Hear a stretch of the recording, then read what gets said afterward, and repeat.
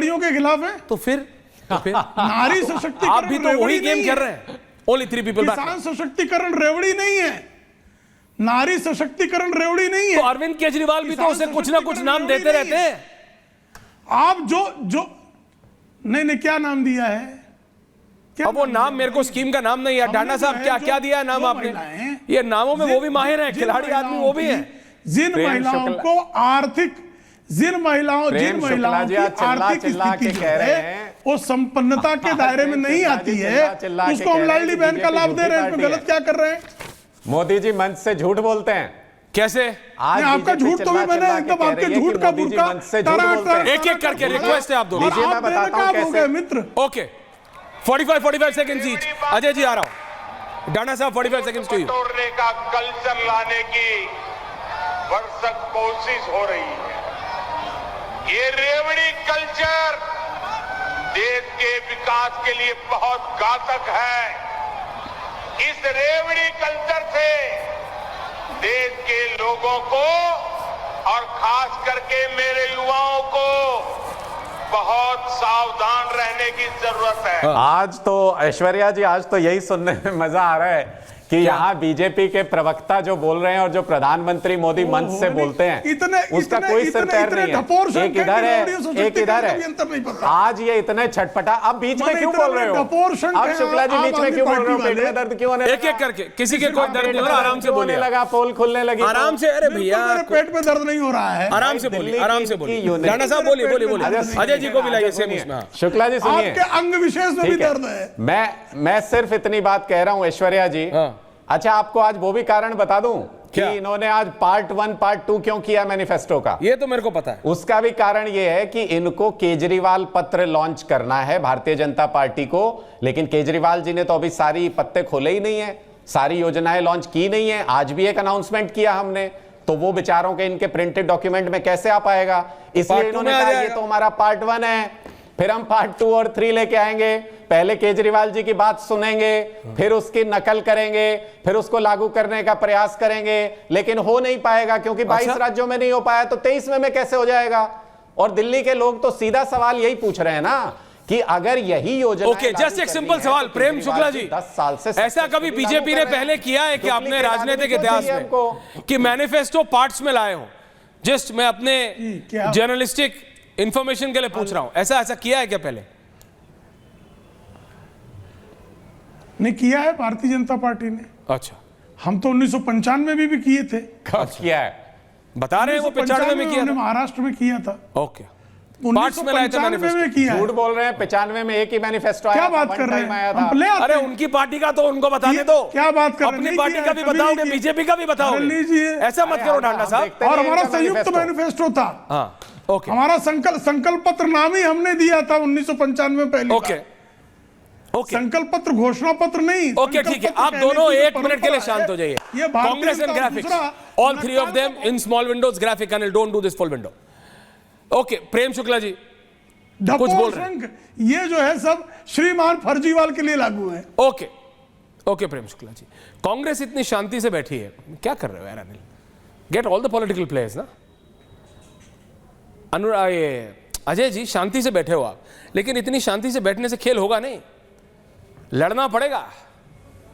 ये बाउंड्री पे बैठ के ताली बजाने से होगा नहीं।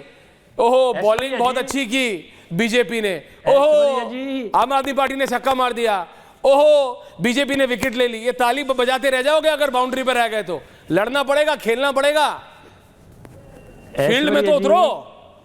ये लोग टीवी पे प्लेइंग कर रहे हैं और आप कहां? ये लोग टीवी पे प्लेइंग कर रहे हैं।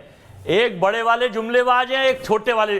देखिए, कबीलों में सरदार होते थे पहले, कबीलों के सरदार।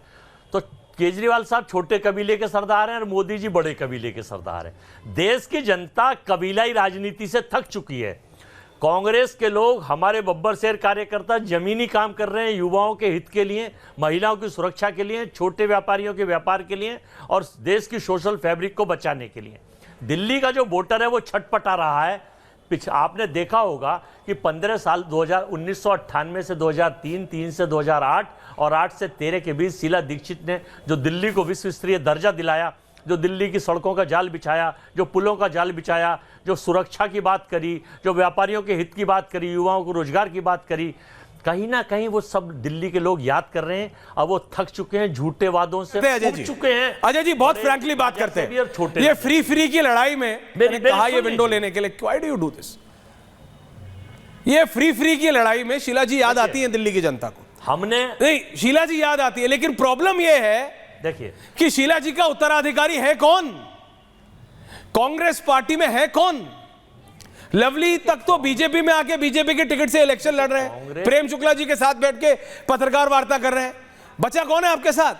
आप कहते हो नेशनली अरविंद केजरीवाल के साथ हाथ उठा के कि संविधान बचाना है, देश को बचाना है। अभी आप उनके राहुल गांधी कह रहे हैं देखो ये अरविंद केजरीवाल ने क्या वर्ल्ड क्लास सिटी बनाई है नाला को देख के। अरविंद केजरीवाल कह रहे हैं जी हमें तो देश बचाना है। राहुल गांधी कह रहे हैं इन्हें तो स्टेट बचाना है। ये क्या हो रहा है? लोग कंफ्यूज हैं कांग्रेस को लेके।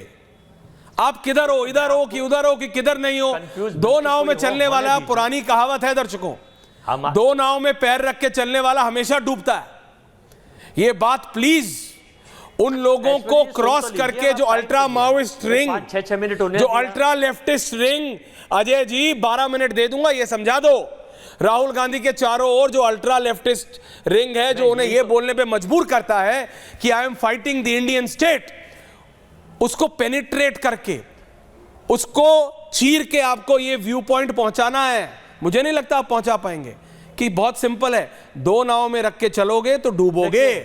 And Delhi will be a proof for you. Ajay ji ऐसा नहीं है। तो कैसा है समझा दो। परिवर्तन प्रकृति का नियम है। हाँ, और मैं बता तो रहा हूं, परिवर्तन प्रकृति का नियम है। और देश की जनता, देश के दिल की जनता परिवर्तन चाहती है, बड़ी सरकार से भी, छोटी सरकार से भी। इन्होंने देख लिया कि 10 साल 12 साल से 13 साल से दिल्ली में क्या हो रहा है, और 2014 से दिल्ली के लिए क्या कर रहे हैं। नदी साफ करने का वादा था, बड़ी सरकार ने 85,000 रुपए करोड़ दिए थे, कहां नदियां साफ हुई। छोटी सरकार ने दिल्ली की साफ यमुना का वादा था, सारी की सारी गंदगी और केमिकल उगल रही है।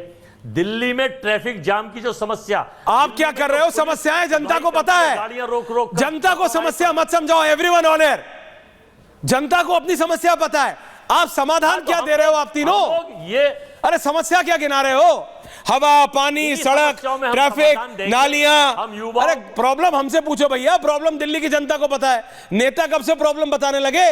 समाधान बताओ। ये सारी समाधान कोई बता नहीं रहा। हम मंथन कर समाधान, अभी रिलैक्स है, समाधान कोई बता नहीं रहा। प्रेम जी आ रहा हूं।